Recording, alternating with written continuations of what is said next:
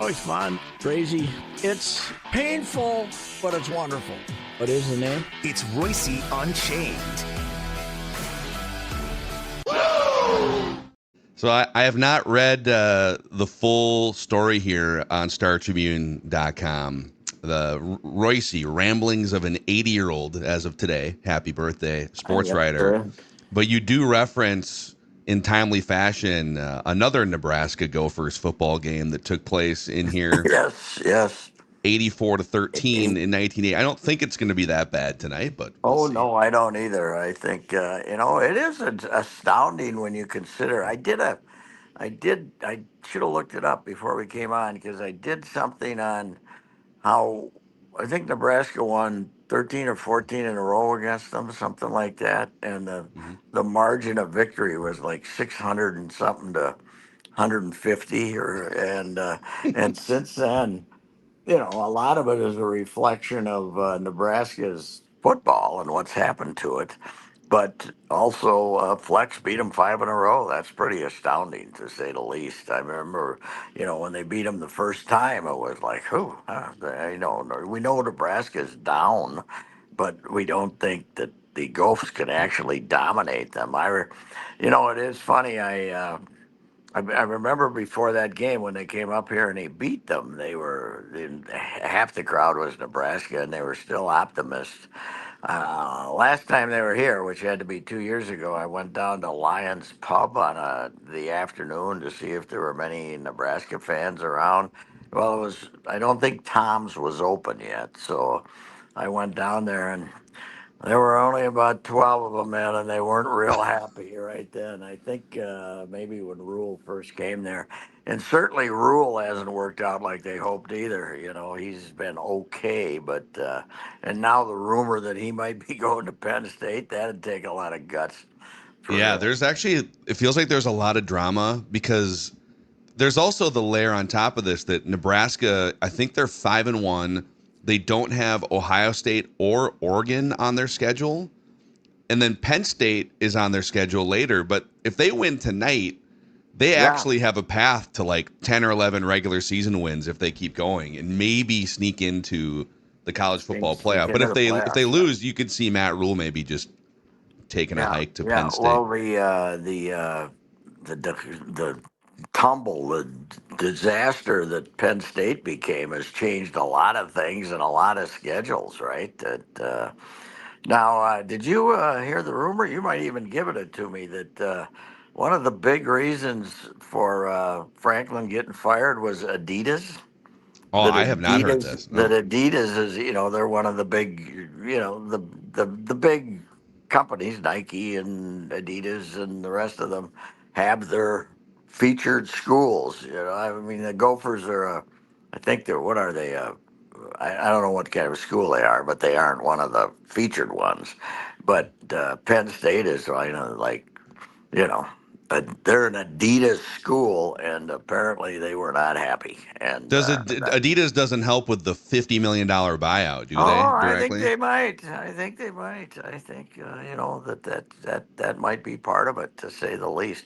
I know when they fired him, didn't they see they announced it was going to be all done with public fund? I mean, private funds. So Think about that. Is I that the think. biggest is that the biggest buyout in I'm sure someone's done the research. Has any Well, other no, school paid A&M paid Jimbo Jimbo Fisher? 50-72, I think it was. Actually, Charlie Weiss got a big haul from Notre Dame Yes, like yeah, 15 years ago. yeah. When 20 million was real money, 25 million. Yeah, Charlie was.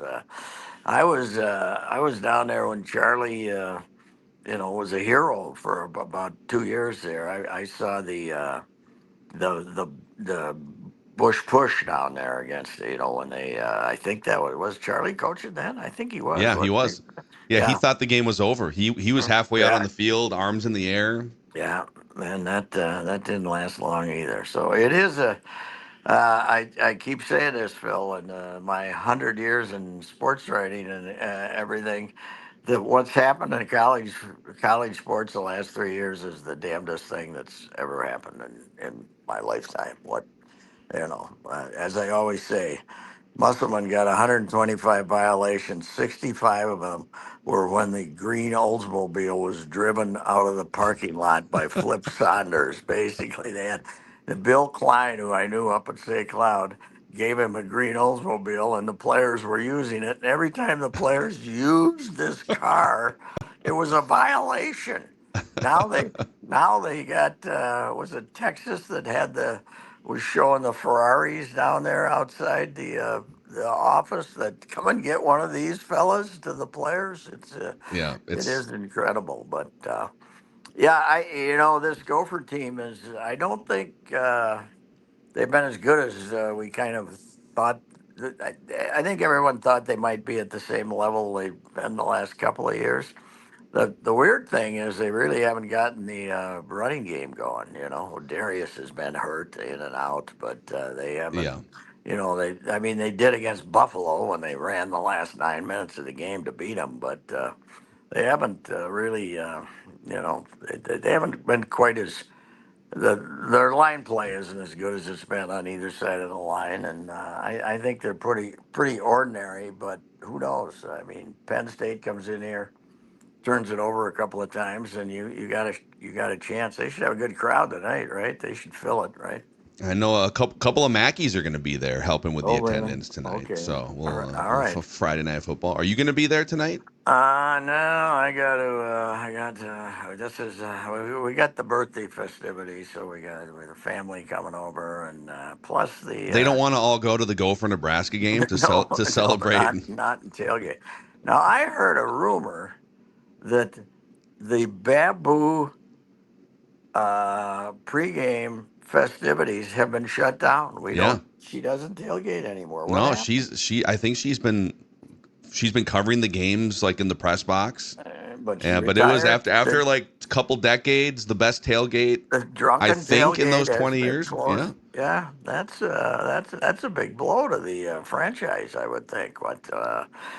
I mean, that was a big deal for her. I don't know what happened there, I think Babu. it's a lot of work after like, Yeah, 20 years or whatever. I think it was time for her to not have to get up at whatever time for these 11 o'clock games anymore and, yes, move on to the next chapter. that's true. Well, it's I wouldn't say the season's on the line, but the fact that you know if they would beat these guys, you look at the schedule, they could be like 6-3 in the Big Ten, no problem, right? Yeah. Yeah. I mean, it's not Like that tough. beat Wisconsin, right? Yeah. I mean, What about that? That yeah, they're gonna. Speaking of buyouts, they're gonna yeah. be. What is that going to cost them? Because they gave that guy a ton. Let's see, 37, Luke Fickle. 30. I heard Mason on a rival station the other day. Mason was on there, and I think he made a good point. It isn't the fact that Iowa shut them out. It's the fact that they allowed Iowa to score 37 points that was Yeah. embarrassing because the Iowas, the last 8 years they've been trying to beat you 10-7, and they 37-0. But this, what an expensive hire for that. They had Paul Crisp doing fine. He wasn't 7-4 at the worst, and better than that some years. You And get a little and then greedy as a you, program, you and you. get well. They got the new AD. The former football player came in and is the new AD, and he thought he was a genius, and he thought he was getting a Fickle, the hot ticket, and they're a disaster. Unbelievable. By the way, when you start to Google something, it'll fill in kind of the blanks of what it thinks you're about to type. So when you type in Luke Fickle Mm-hmm. space, it autofills various words and phrases, and it's hilarious. You must have the entire state of Wisconsin Googling Luke Fickle. The first result is Luke Fickle buyout, Luke Okay. Fickle job security, Luke Fickle contract, Luke Fickle hot seat, Luke Fickle replacements. Not Luke. Um, Not Badgers hire a red hot coaching prospect from Cincinnati, right? it's a It doesn't say $45 that. million buyout, by the way. Ooh, That's up there. That's up there. Hey, Uh, what was the first Gopher football game you ever covered? Night. Well, I didn't. What I ever covered probably. I when I was in St. Paul, once in a while I'd go over and do sidebars on the Saturday games before I became a columnist or anything, just as a non-Twins type. But I think my favorite one was I was covering a Michigan Gopher game. Schembechler was the coach. And, the Gophers had beaten them over there 16-0, I think, in 77. Not Mason, Cal Stoll, biggest Mm-hmm. win that was the great, when Michigan was number one, Gophers beat them 16-0, Mark Merrill and that crew. And there's a famous play where Rick Leach was the quarterback and he started scrambling and scrambling and scrambling, and pretty soon you got what was the name of the guy?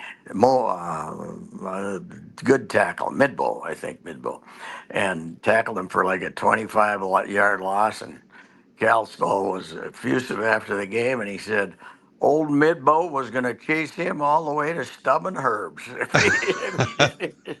which was at Memorial Stadium. But another time, Bull was there, and they were killing the Gophers, and I kind of walked down and was waiting outside the locker room because I was going to do the Michigan locker room story.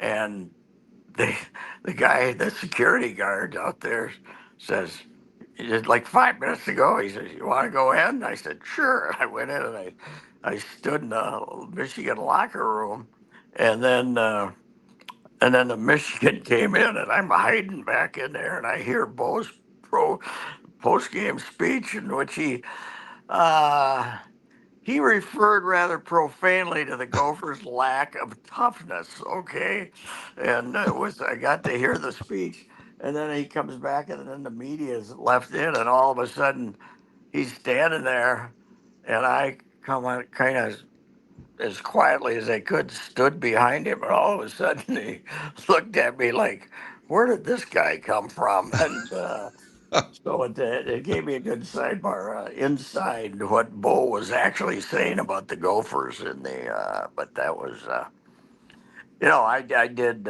my first ever Gopher game though was as a 9-year-old kid in 1954. My dad brought us up here. They had an overflow for the Iowa game, 65,000, and they let people on the field, and he got us down in the end zone at the closed end, and I remember kneeling in the end zone and like in the back of the end zone, and Earl Smith from Iowa brought a kickback that would have been a touchdown to put them back ahead, Iowa, and it got called back way down at the other end of the field. This big roar comes up from down on the field. There's a flag they called clipping or something. And Earl, who later became a very prominent educator in Gary, Indiana, a very respectful guy, dropped the mother of all profanities right on top of my 9-year-old head when he found out there was a clipping penalty back there. So that was eye opening. But Yeah.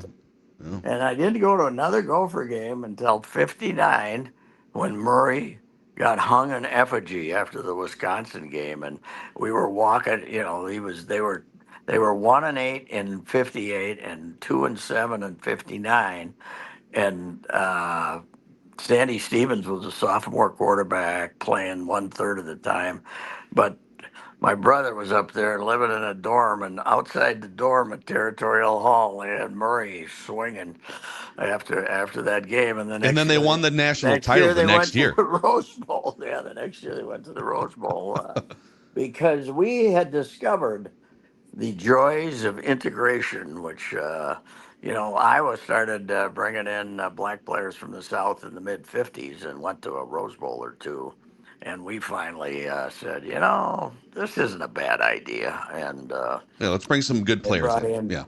they brought in Carl Eller and Bobby Bell from North Carolina, and they brought in Sandy Stevens from Pennsylvania, Bill Muncie from Pennsylvania, and we. I remember talking to those guys though when they first came here. Like Muncie was a great guy, running back.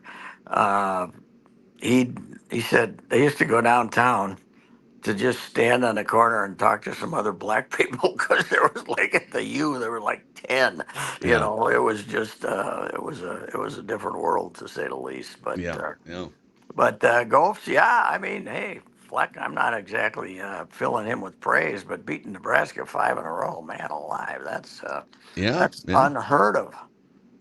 Vikings-Eagles this weekend. We still don't officially know who the starting quarterback is, but do It you have gotta be are you Wentz. feeling a vibe either way on who wins the game? Doesn't it have to be Wentz because they saying that McCarthy's limited or something? I think that's an It's likely to excuse. be Wentz because of the way Yeah, the practice trends have gone this week. Mhm. yes. But yeah, well, the Eagles, you know, they were. If you're a Penn State and Eagles fan, you're depressed right now, aren't you? I mean, things are not going good out there.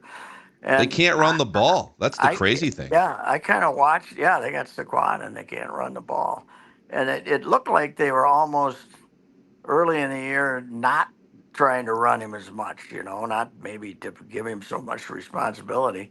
Then they started trying to run him, and it you know they can't run it. It's too bad. You losses. You lose to the Jets. You're not very good, to say the least. Say, did you see the end of the Steelers game yesterday?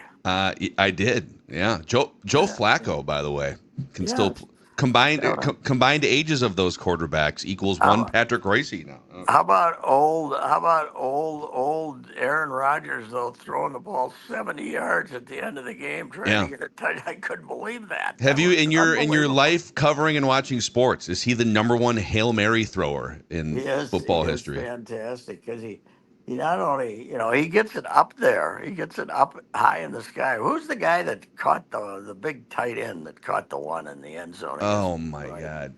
He just kind of stuck his big fat mitts up there and went Yeah. thump and caught the dang thing. Yeah, that was he is, and it was. But what?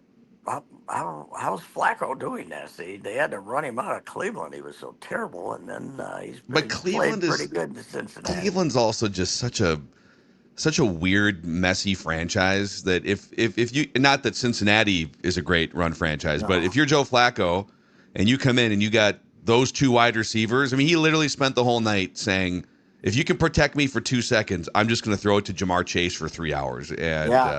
see where the Well, chips yeah. fall. How many did he end up with? When I was the last I 14. heard, he had 14. Did he I have think he finished with 14. Yeah, 14? It's maybe more than that, but yeah. And the other guy's good too. They have the receivers. Higgins is good too. But yeah, it was that was a bad loss for the Steelers. And then I think Rogers. I don't know if you saw this clip, but when he threw the go-ahead touchdown pass before the Bengals then came back, it was mhm, like this 70-yard strike to yes, Freiermuth, the tight end. And one of his offensive linemen was so excited to celebrate with Aaron. He runs up, kind of bear hugs him from behind, and they both tumble to the ground. And like or a normal human being would get up and like, oh, that was fun, right? Rogers gets up and sees red and starts oh really, reaming his offensive lineman for really, touching oh him, knocking oh him to the really, ground. wow, Yeah. yeah. It's I was watching that game though, and you got some of it. I was watching more baseball, but Uh, and you see the reason the NFL's king, man, because you got two mediocre teams, and it turns out to be a shootout with two 40-year-old quarterbacks, and everybody in the country's watching, and you got the baseball semifinals going on, and what they were bragging because they had a 4.6 the other day or something like that. Yeah. It Baseball is. ratings are, I think, the highest in the playoffs since like 2010. So at least But they're going in the right they're direction. they're going in the right direction, but the Brewers are just overmatched here, and the other I mean, Toronto 2 nights of just pounding the ball. It's pretty phenomenal. Now we don't know what's going to happen in that. That's going to be a great series, but the other one's over tonight. So Yeah. By the way, Nick Punto and Matthew LeCroy, the two latest reported names in the really, Twins managerial bin. Yeah. I bet on Reussen, aren't you? You bet on Reussen? I'm betting on Derek Falvey really wanting someone from his own pipeline and ecosystem. Yeah. And Well, Rousen and Shelton were both on Rocco's staff 5 years ago, so I think you're probably right. now Nick, did Nick ever? Nick never was played for Felby, did he? He was never here when No, Felby was here, and nor Lee Croy. no. And Lee, by the way, LeCroy, I don't know if that's like credibly reported publicly, but we've gotten a couple anonymous tip line emails that there's some Matthew LeCroy has been a minor league manager. I think he's with the Rochester Red Wings right now. Actually, Yeah. he's their manager. And Punto, I think Punto was on a bench last year for somebody as like an assistant, but Well, we oh, all love feisty Nick, and they'll slide into first base more often next year if they hire. yes, Lee Croy now has quite a spot in Twins history. However, he was the DH we had in waiting when they let David Ortiz go, which might Yeah, not have worked out as well as they'd hoped, right? and Uh, yeah. well, Matt was going to be the catcher for a while, except he had one problem he couldn't catch. But outside of that, he was, he was. That game where was it Frank Robinson had to come out and pull him in the middle of an inning with Oh yeah, Washington because yeah, the he one, had the yeah, yips. yeah. That was like Frank was crying because he had to pull Lee Croy out. But great guy. So Yeah, I don't know. I think they're going to go a little higher profile than that, though, don't you? yeah. I don't. Yeah, I think you're right on Rousen. I think if there was updated odds, I don't know. That's just I'm not getting any intel on that, but I think your instinct is probably Well, correct there. there's really not much intel to get here right now because nobody cares. Yeah, I mean, it's that's another. You talk about the change in Gopher football or college football over your lifetime on this earth. The change in baseball popularity and oh interest in the Twins over the past 10, 20, 30 years yeah. is Well, I another mean, thing. it was that first decade of this century was good, but people now hold that against them because they didn't win playoff series. And I mean, those were some good teams with some great players. You had a year when you had won the Cy Young, the batting title, and the MVP. For goodness sakes! Yeah. So those are. I mean, that's an unappreciated decade of very good baseball. They just couldn't beat the Yankees. I Now, think even too if they bad had they. won a couple extra games and made it more of a fight or gotten to Yeah. the league's championship series one more time, you think you'd look back with, all right, well, they were outgunned, but at least they fought their way to the doorstep of the World Series. But yeah, Yeah. They. So that everybody's doing the percentages now, like in this century of the Yankees in the postseason, and they're what 18-3 against the Twins, and yeah, under 500. against everybody else they're like 400. So everybody's now using that to against them, but Yeah. it'll be. I received birthday greetings this morning in a text from Dave St. Peter, and even though he's still employed, sort of, he's got to be one of the happiest men in Minnesota, don't you think? Just a little bit removed He got from the out. He got firestorm. out when the getting was good. So Yeah, yeah. I don't. Did you get one from Falvey yet this morning, or is he's No, probably no. not I yet? haven't. Okay. I'm waiting for Jeremy's old, so I'm waiting for that. Well, Jeremy's got to perk it up a little. He's got to perk it up a little if he's going to be the general manager, yeah, doesn't you gotta bring a little personality, a little liveliness to the press conferences. That's true. For as we hit the road here, as you wake up with another decade of experience under your belt, any final words of wisdom or life advice for those of us that are playing catch up? Oh, not you so much for the fans. Yeah, don't take it so seriously. That would be my advice. Have some fun with it, and Uh, listen, I mentioned the 84-13 game today, in that column, and I mean, it was an event to be at. Don't kid yourself. To be there to see somebody get beat 84-13, that's just as interesting as getting beat. So don't take it personally, and enjoy yourself. That's what I'd say. Amen. Sports are fun. Positive Yes, Pat. Put it yes, on the mantle. Yep. that's right. All All right, right. Phil. Enjoy Thank your you. birthday weekend festivities, and we'll catch up next week, Pat. All right. Thanks, Phil. There he is, Bye. Reusse Unchained on Score North.